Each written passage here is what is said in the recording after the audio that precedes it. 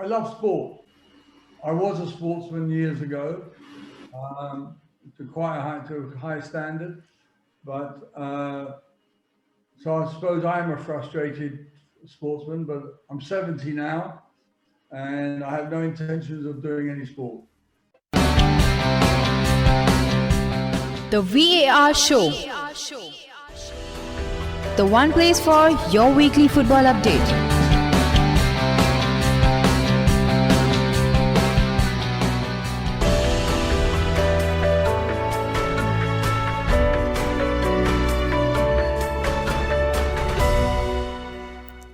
So hello, a very warm welcome to the VAR show, the show which talks about all the various major football leagues in detail. Today we are going to conduct a few interviews and we have Mr. Jonathan Barnett, who is one of the most renowned football agents all over the world. So without wasting much time, I'd like to first thank Jonathan for coming on the show. Thank you and welcome to the show. And I would like to begin by asking you, how are you and what are you doing these days? Thank you very much. It's a pleasure to be on your show. And these days we're working off Zoom. All my offices are closed, unfortunately, around Europe. But all my staff and everybody are working, and the best we can. It's not ideal, but we're working from Zoom. And that'll be all right. Definitely. And I always ask, people who are associated with football but not maybe playing or maybe in management, did you always want to get into player representation or something? I love sport. I was a sportsman years ago, to a high standard, but so I suppose I'm a frustrated sportsman. But I'm 70 now, and I have no intentions of doing any sport. So, how did it all begin for you? How did you start, player representation? Well, as I said, I was involved in sport. When I left school and everything, I went into various different businesses, but I always loved sport. Then I had the opportunity I joined a company, and I got involved in their sports division. Then I left and started on my own with my partner, David Manassi, and it's gone from strength to strength. But I think you don't have to be a sportsman to be a good sports agent. You've got to have a brain. Of course, and we'll move on. You said how your offices have been closed, and because the pandemic has affected you, and mostly is online via Zoom or any other platforms. How has the pandemic in as a whole affected the game, like football as a whole, according to you? I think the most effect is no crowds in the game. Very hard to play football with no crowd, for people to watch with no noise. It's just a whole new way of watching football. Never been done before. So that's how it's affected the sport. And in general, the general, at least the idea was that, okay, because of pandemic, there may be a cash crunch, and the transfers may not happen as much as it would have happened before. Do you think that has been affected because of the pandemic? Yes, I think so. I think people have been a little bit more careful with their money. But like any business, you have to make plans and finance it properly. Some clubs can afford it, some clubs can't. That's the way of the world. But it has affected, especially at the higher end. I think a lot of clubs just couldn't get to the higher amounts of players. Definitely. And we have few questions from our viewers, and the first one is sent in by Tumoini John, and he has sent in what goes into determining the salary of a football player, and who has a bigger say, the player or the agent? Sorry, what was the last bit? Who has a bigger say in the salary of a footballer, the player or the agent? The player always has to. It's always his decision. A lot of people and a lot of journalists write it the other way. But the fact is, the player will decide how much he wants to get, and if he's happy with his money or not. The agent has no say in that. Wow. But generally, the player representative are generally shown in a bad light. Why do you think? Is it the human tendency to have someone to blame? Is it just that, or is it something else? Why do agents always be shown A in lot the of jealousy. A lot of jealousy. A lot of it. Bad journalism has a lot to do with it. And the truth is, An agent is very, very important for a player, and he needs a good agent. You have to understand, before there were agents in the game, players had no money. If you look back at times, players were poor. There were clubs taking advantage of them, the associations, FIFA and all that, all taking advantage of players. We stopped that. We made sure the players are well looked after. And for that, we don't ask for anybody's apology. We don't accept it. This is what we do, and we do it very well. Of course, and we have another question from one of the viewers, and this may be one of the dilemmas. I don't know if they have come across or not, but he has sent in, like, if a player is sold with a buyback clause and the former club activates this clause, but the player is not interested in returning, what happens in such a dilemma? He doesn't have to go. There's a clause that it's not a slave trade. He doesn't have to go. He has the right to say no. Has it ever happened with you, like in that situation, something like that? No, because I don't really accept buyback clauses.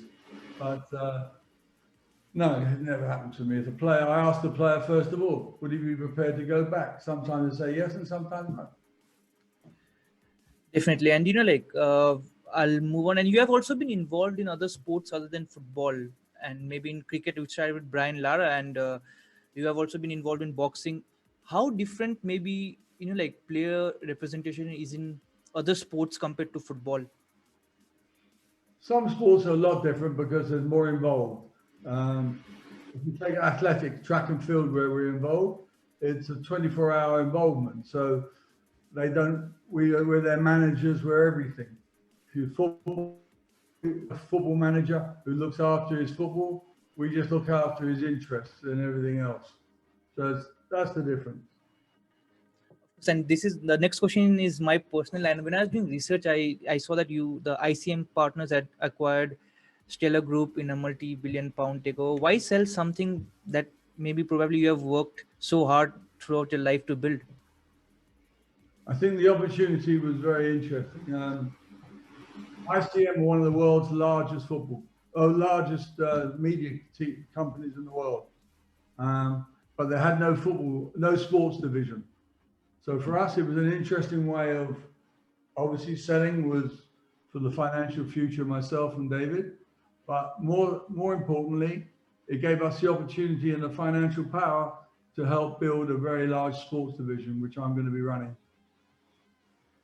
Of course, and moving on from that, and I wanted to ask you, like, in terms of your personal experience, which deal, be it in football or in other sports, was the most difficult for you to get it done? Which was the most important? Which deal that you maybe saw through? My first deal, because I didn't know what I was doing.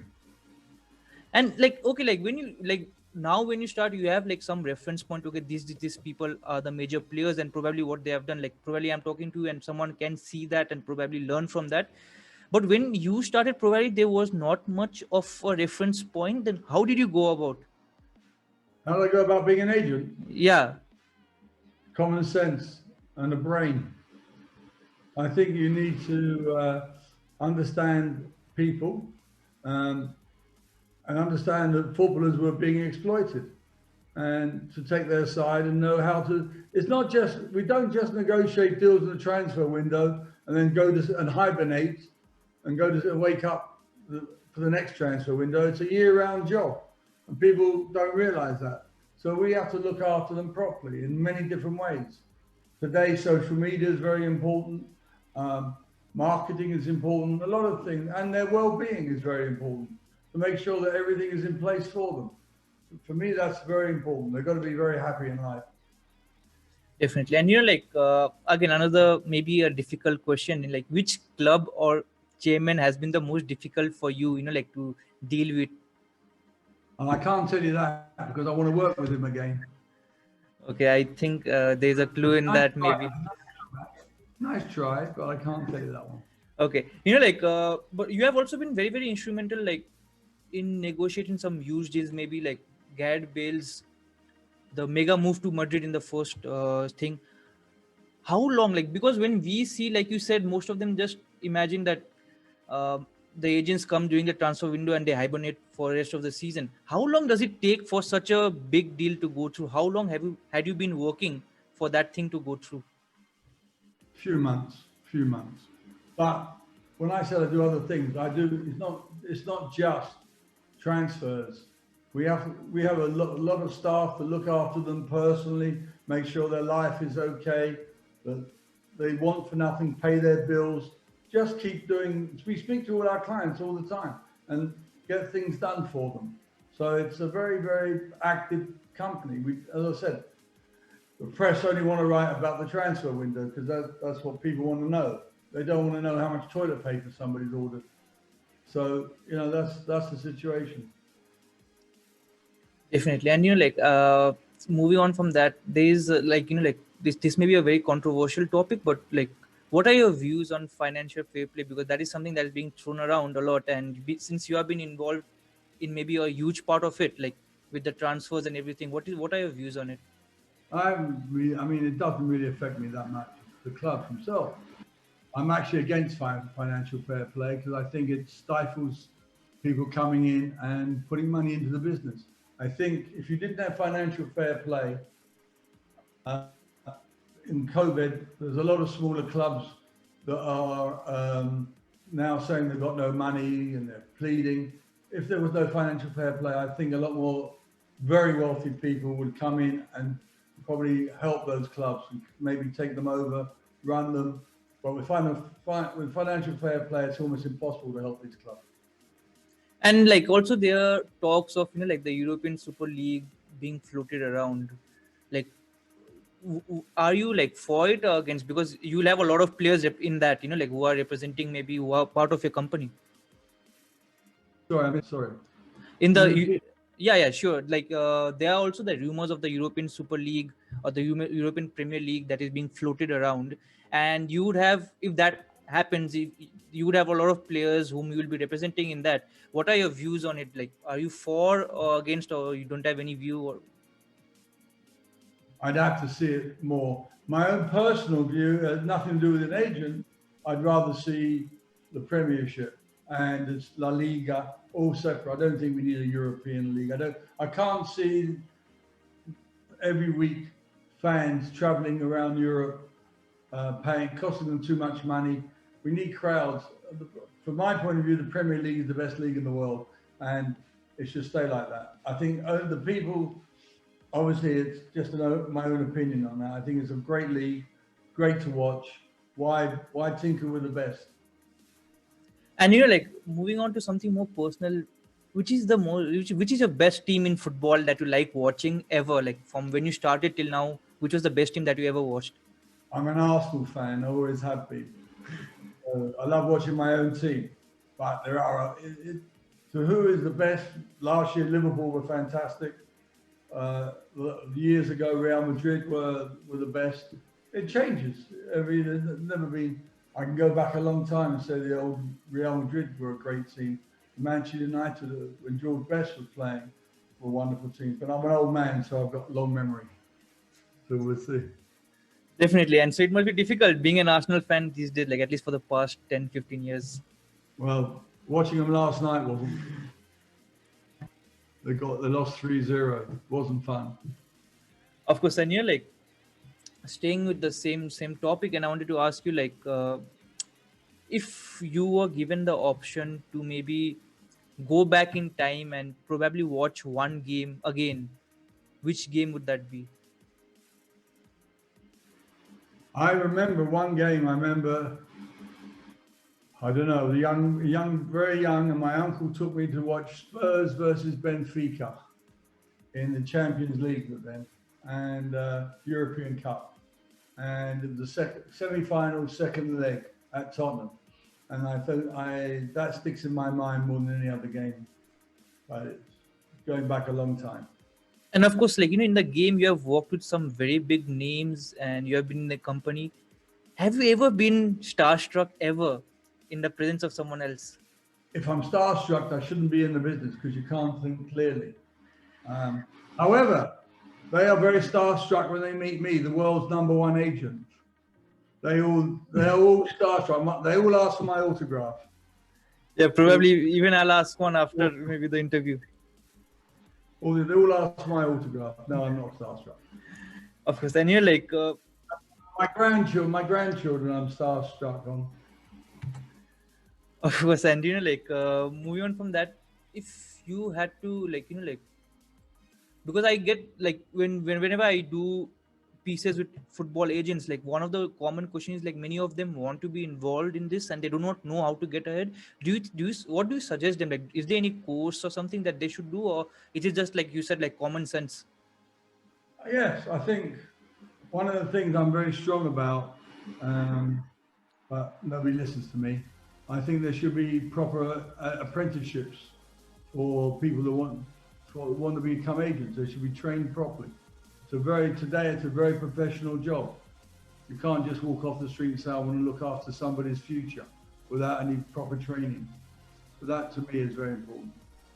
And you would have been involved in quite a lot of deals that you would have overseen in some capacity or the other. Is there any one particular one which stands out for you other than the first one which you probably said, which had a very bizarre story to it? I can't tell you that. You're going to have to read the book. Okay, I'll probably read that. So probably I'll get my answer from there. So we are getting to the end, and I want to ask you, like, in your career as a sport representative till now, if you had to choose one moment which stands out for you, which would that be?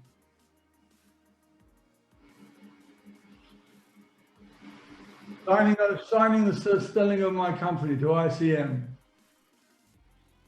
Just signing it over, selling my company is in my mind at the moment. Obviously, it was a very difficult and very hard decision that I took with David. But I think it's going to be for the best for everybody. But obviously the other one was one other one was obviously breaking the world record with Gareth Bale. Was a great moment. I think, looking back. But I have some other great moments. I get pleased when all my clients retire and they've got money because I've helped them make it and keep it. That to me is very satisfying, and I love that the most. If I want, okay, like from that, I got a segue question from that. You all earlier mentioned like how after the agents had come and that probably helped the players maybe financially be more secure than probably pre-agents. Do you think like the clubs kind of do not like you all getting involved because otherwise they could probably exploit the players more? Sorry? Like, do you think like the clubs do not like agents because probably otherwise they could exploit the players more in terms of the deals that they, broker? 100%.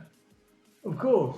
I don't think it's not like them. Some they like and some they don't. It's like me. Some chairmen I like and some I don't.